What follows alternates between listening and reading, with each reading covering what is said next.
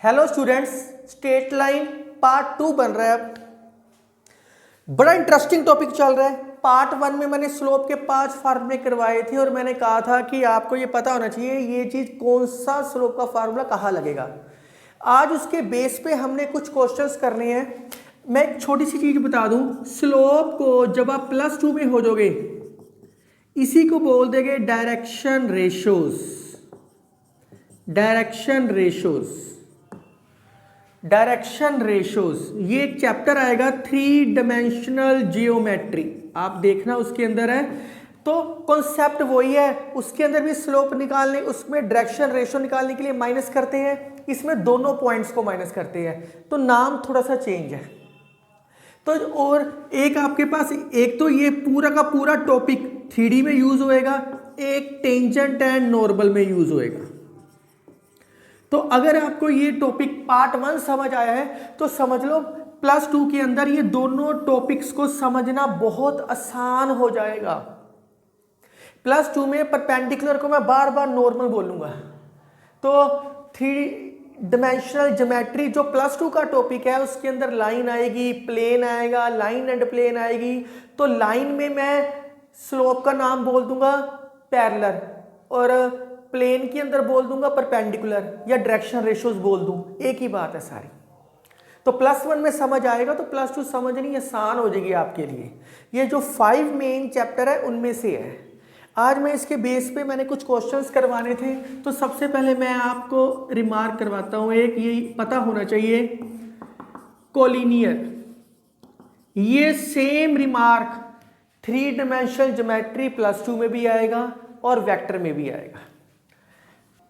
आपने किया है कोलिनियर का मतलब क्या किया है, points lies in same line. Coplanar होएगा तो point lies in same plane. तो इसके अंदर पॉइंट एक ही लाइन के ऊपर लाई करते हैं। जैसे कोई मैंने एक लाइन बनाई, कहीं कोई पॉइंट है ए, कहीं कोई पॉइंट है बी, कहीं कोई पॉइंट है सी, एक ही लाइन के ऊपर लाई करते हैं।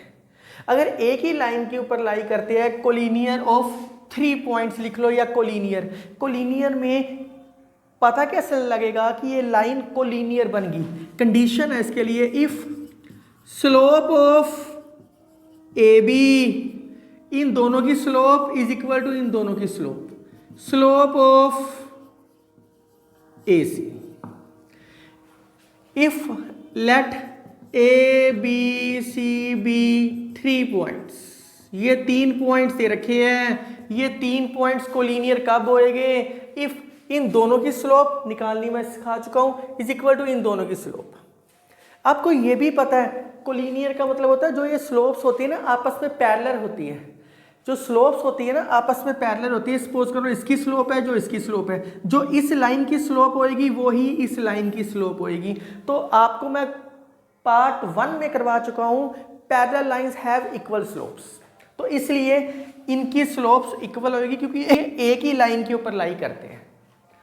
अब इसके रिगार्डिंग मैं आपको कुछ क्वेश्चंस करवाता हूं, फिर पार्ट 3 वेरी इंपॉर्टेंट होएगा, इक्वेशंस करवाऊंगा। आप पार्ट 1 के साथ पार्ट 2 भी इकट्ठा देखना ताकि आपके सारे क्वेश्चन इजीली सोल्व हो जाए आपसे। चलो जी, ये क्वेश्चन देखते हैं स्टूडेंट्स। ये क्वेश्चंस कैसे करने हैं, बहुत आसान है, जो मैंने अभी तक आपको काम करवाया उसी कोडिंग करने हैं। Slope of a line whose inclination, inclination का मतलब होता है थीटा, मैं आपको डेफिनेशन में करवा चुका हूं, इंक्लिनेशन थीटा। तो कहता है स्लोप निकालनी है लाइन की। इसमें स्लोप के कौन सा फार्मूला लग रहा है, पहला फार्मूला जिसमें एक ही एंगल गिवन हो, tan थीटा। थीटा क्या है 60, tan 60 क्या होता है √3। आंसर खत्म। अब इस क्वेश्चन को देखो, 2 पॉइंट्स गिवन दे रखे हैं, 2 पॉइंट्स हैं, एक ए पॉइंट एक बी पॉइंट। ए पॉइंट क्या है -2 -3, बी पॉइंट क्या है 5,7। स्लोप निकालनी है, स्लोप का नाम क्या होता है m। तो क्या आएगा y2 - y1 by x2 - x1, 7 - -3, 5 - -2। तो क्या आ गया 7 + 3 5 + 2 10/7। अगली चीज, find the value of K, A B C are collinear. अभी मैंने कोलिनियर गिवन है, आपको स्टेटमेंट में मैंने करवाया है, गिवन है कोलिनियर, तो means slope of A B is equal to slope of B C. Slope of A B is equal to slope of B C. A B की स्लोप क्या आएगी, y2 minus y1 by x2 minus x1। B C की slope क्या आएगी, y2 minus y1 by x2 minus x1। 6/6 k minus 7/3। तो k minus 7 की value क्या आ गई आपके पास 3, k की वैल्यू क्या आ गई 10। सो अगला क्वेश्चन देखो, A and B are 2 points on the x axis and y axis respectively। कहता पिक्चर बना लो, पहले पिक्चर बनाओगे तो बड़े आसान तरीके से सोल्व होएगा। x एक्सिस और y एक्सिस पे है and P 2 - 3 is the mid point. 2 - 3 क्या होएगा, something x2 y -3 something point यहां होएगा। तो ये आप इसको ऐसे करो, ऐसे लिख लो, समथिंग यहां होएगा। तो यहां कोई पॉइंट है, कहता है ये क्या, ये पॉइंट है, A and B are 2 points और P 2, -3 is the mid point of A B. तो ये पॉइंट ए, ये पॉइंट बी, इन दोनों का क्या है, ये मिड पॉइंट। तो वेरी सिंपल, अगर ए एक्स एक्सिस पे है तो पॉइंट क्या होएगा, x, 0, क्योंकि y 0 होएगा। अगर ये b पे है तो क्या होएगा, 0, y, क्योंकि y एक्सिस पे x 0 होता है। तो सबसे पहले पार्ट में कहता है a और b निकालो, a और b निकालना है। ये मिड पॉइंट है, p is mid point of a and b। P is mid point of A and B। अगर ये मिड पॉइंट फार्मूला है, मिड पॉइंट है, तो मिड पॉइंट फार्मूला करके आए हो 0 + x/2 is equal to 2, y + 0/2 is equal to -3। तो x की वैल्यू क्या आ गई 4, y की वैल्यू क्या आ गई -6। A और B के पॉइंट आउट फाइंड आउट हो गए। ये क्या आ गया 4, 0, ये क्या आ गया 0, -6। दूसरे पार्ट में कहता है slope of line A B. Very simple, slope of A B क्या आएगा, y2 - y1 by x2 - x1। खत्म। पहले ए बी के पॉइंट निकाल लिए, फिर हमने स्लोप निकाल दी। तो इसके कुछ क्वेश्चंस और करते हैं, काइंडली राइट डाउन।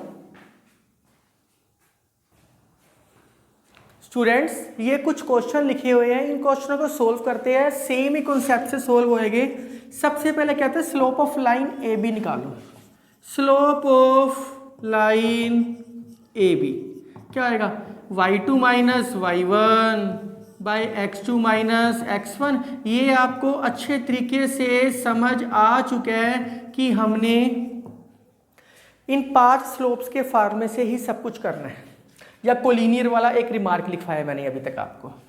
ए पार्ट में कहते हैं find slope of line parallel to A B. We know that parallel lines have equal slopes. मैंने आपको ये प्रूफ भी करवाया है। तो slope of parallel line equal slopes है ना, जो ए बी की स्लोप आएगी, सपोज कर लो ये ए बी है, इसके पैरेलल कोई लाइन दे रखी है, ये फाइंड आउट करनी है स्लोप। जो इसकी स्लोप है वो इसकी स्लोप होएगी। तो ए बी की स्लोप क्या 5/3, पैरेलल लाइन की भी क्या आएगी 5/3। अब बी पार्ट में वो कहता है slope of line perpendicular to A B. Very simple, slope of perpendicular line. मैंने आपको बता चुका हूं, जब भी परपेंडिकुलर निकालने हैं रेसिप्रोकल विद नेगेटिव साइन। ये मैं आपको 5th m1 m2 = -1 करवा चुका हूं। m1 m2 = -1। एक क्या है 5/3, m2 -1, m2 क्या आएगा -3/5। या तो ऐसे निकाल लो या reciprocal with negative sign perpendicular के लिए निकाल सकते हो। 6th क्वेश्चन देखो, find k slope of line A B is parallel to this. आपको कंडीशन दे दी parallel means A B is parallel to C D. तो we know that parallel lines have equal slopes. We know that parallel lines have equal slopes. अगर इसकी slope equal है तो slope of A B is equal to slope of C D आएगा। A B की slope क्या आएगी 7 minus K bye 2 minus 3। C D की क्या आएगी 6 माइनस 4 बाय 0 माइनस माइनस 1। तो क्या आ गया 7 minus K by minus 1 2 by 1। Cross multiply कर दो, के की वैल्यू क्या आ गई, के की वैल्यू क्या आ गई 9। सोल्व कर लेना, के की वैल्यू क्या आ जाएगी 9। अब स्लोप के मैंने 5 फार्मूले करवाए हैं, 4 के मैं क्वेश्चन करवा चुका हूं, बाकी रह गए। एंगल निकालना है, एंगल tan थीटा निकालना है। 2 स्लोप्स दे रखी है तो इसका फार्मूला क्या किया है tan theta is equal to m1 minus m2 by 1 plus m1 m2। m1 minus m2 by 1 plus m1 m2 या m2 माइनस m1 जो मर्जी लिख सकते हो। तो वो तो अगर माइनस में भी आ जाएगा तो मोड है हम उसको प्लस में ले लेंगे। तो ये क्या आ गया 1 by 2 minus 3 by 1 1 by 2 into 3 by 1। तो क्या आएगा 1 माइनस 6 माइनस 5 बाय 2 और ये क्या आएगा 5 बाय 2। तो कट के क्या आ गया -1। अगर आप m2 माइनस m1 लिखते हैं तो यहाँ पे प्लस आता है, तो कोई फर्क नहीं पड़ता। मोड की वैल्यू क्या आ गई 1। tan थीटा क्या आ गया 1 tan की कौन सी वैल्यू पे होता है tan 45 या π/4। tan से tan कट गया, थीटा आ गया π/4 लिखना π/4 लिख लो, 45 लिखना है 45 लिख लो, एक ही बात है। 8th question very important.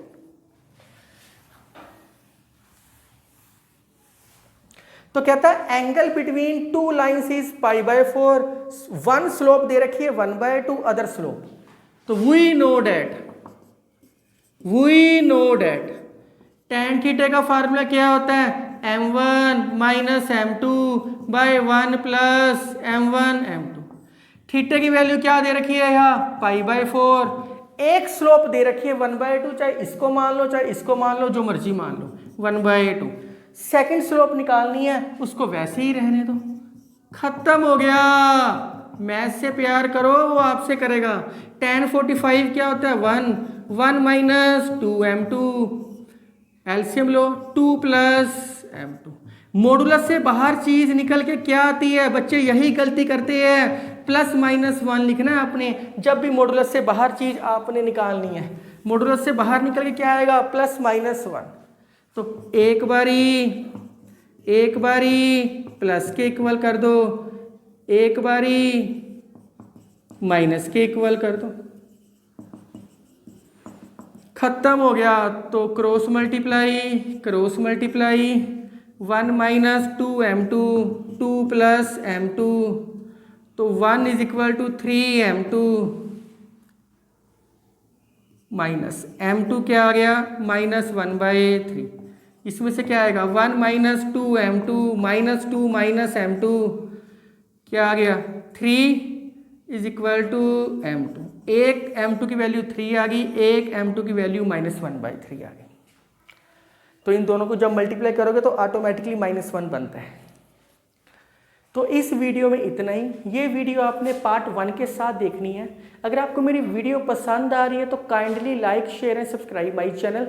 आपका जो लाइक है मेरी मोटिवेशन पावर को बहुत इंक्रीज करता है। अगला पार्ट 3 आपने ना पार्ट 2 के साथ देखना ना पार्ट 4 के साथ देखना। पार्ट 3 में मैं इक्वेशंस के सारे कॉन्सेप्ट सिखाऊंगा कि जैसे स्लोप कहाँ से कहाँ यूज हो रही है वैसे ही इक्वेशन की कहाँ से कहाँ यूज होगी।